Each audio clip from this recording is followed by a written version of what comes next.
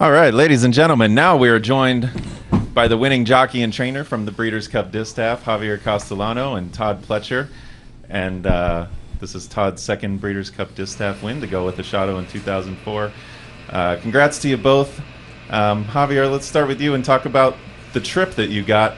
Much better than last time at Saratoga. Just tell us about the trip. I have a beautiful trip in the race.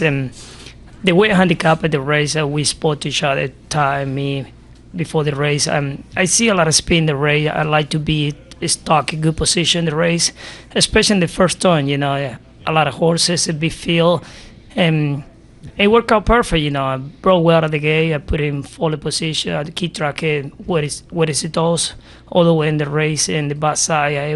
I think the key was in the first turn when I put the horse right behind the where it goes and put it outside. And after that, have all control of the race. I think it was the key to win the race.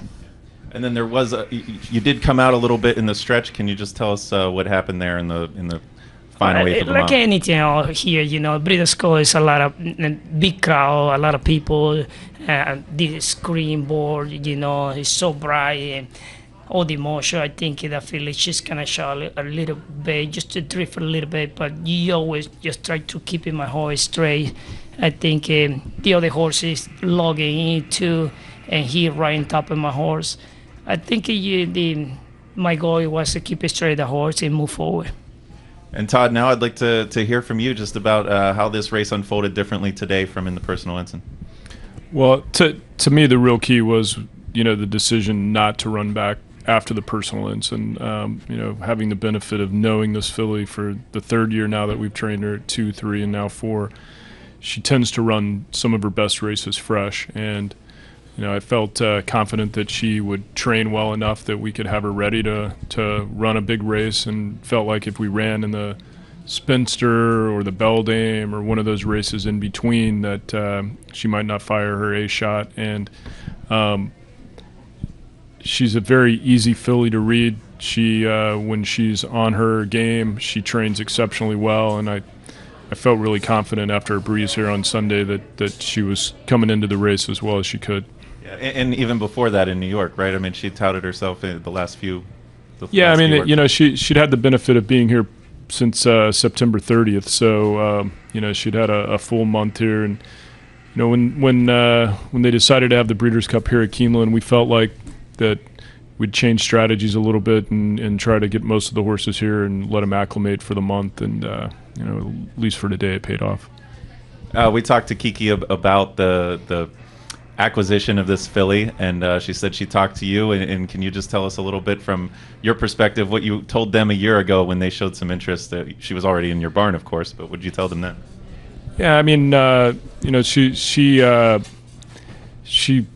won the coaching club in the Alabama as a 3-year-old. I was actually a little surprised that a lot of people kind of overlooked her at the Fazek Tipton sale last year. So when she didn't meet reserve, Mike Rapoli struck up a deal with them, and as happy as I am for the Cortalises, I'm feel a little bit bad for Mike because he's a great client, and I'm sure it's not easy for him to watch her win at the same time, but he was well compensated, and so he'll have some more Breeders' Cup for himself, I'm sure.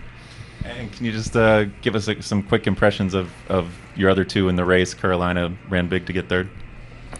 Yeah, actually, I thought she ran huge. She was making a big move, kind of splitting horses down the backside, and when a seam kind of opened up on the rail, I thought they might battle it out. And Joel, talking to him afterwards, said that he thought she was just a little bit intimidated when things got a little tight in there and lost her momentum a bit. But I thought it was a huge effort from her, and she's an awfully good filly as well. Got lucky. I got to see the replay again. I know that Irad was trying to make up some ground, and from the 12 post, he was kind of hung out wide all the way around there, and she ran just a bit evenly down the stretch. Very good. Sherry, do we have any questions from the press boxes?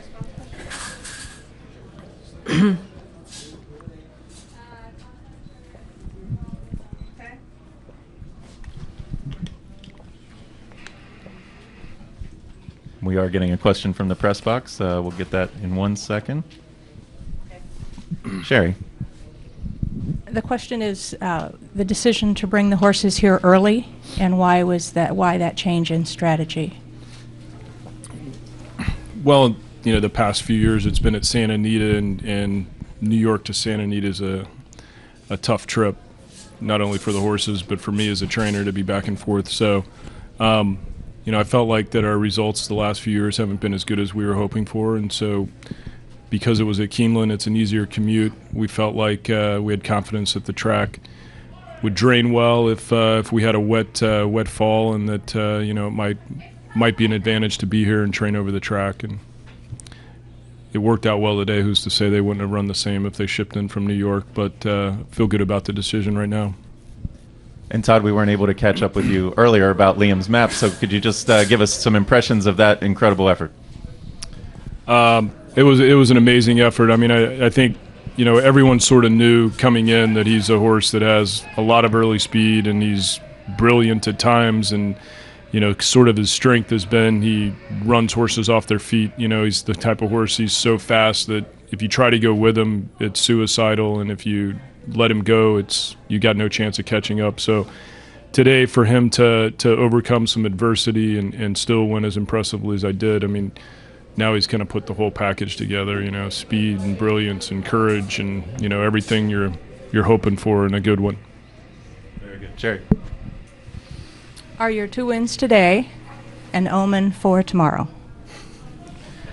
You know, I felt like today we had some of our best chances, and people have been kind of asking me, you know, who are your favorite chances, who is your best chances? I said the fillies and the Distaff are training well. Liam's map is certainly going to be our shortest price, and I think Rachel's Valentina, you know, is doing exceptionally well, and she's a filly that we've always liked a lot.